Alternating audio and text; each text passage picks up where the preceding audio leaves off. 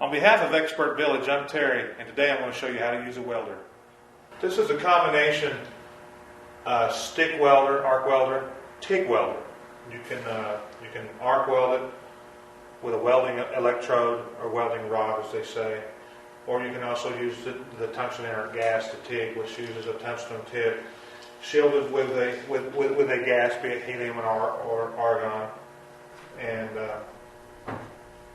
I want to talk a little bit about the polarity first. There's the power switch. You have plus and you have minus. On positive polarity, when you're welding in arc welding, what positive does, you got to think of as in terms of flow of water or liquid. If I want things to flow this direction, then obviously I have a valve that causes it to go that direction. If I want to come this direction, I reverse it. So this is what positive polarity and negative polarity is about.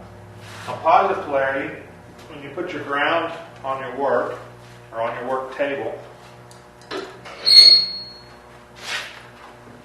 your energy, which is magnetic, will flow from this electrode stinger or holder through your work, through the table, and back into the machine. And that's what's positive. If I needed negative polarity, then I just switch the selector, and now my flow of electricity is coming through my work from the table, from the ground, back to the electrode. You're still going to get the spark, you're still going to get the effect. It's just, if I was stick welding right now, I would get a lot of spatter, a lot of the big BBs that you see, and it's going to make cleanup a lot harder. If I go back to positive, it's going to bring everything into that energy concentration, into that weld, and I'm going to get a lot less spatter. So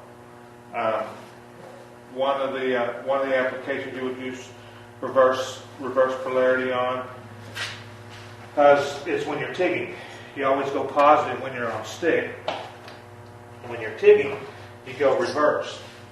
And the metals you TIG, you can TIG steel, aluminum, stainless, titanium.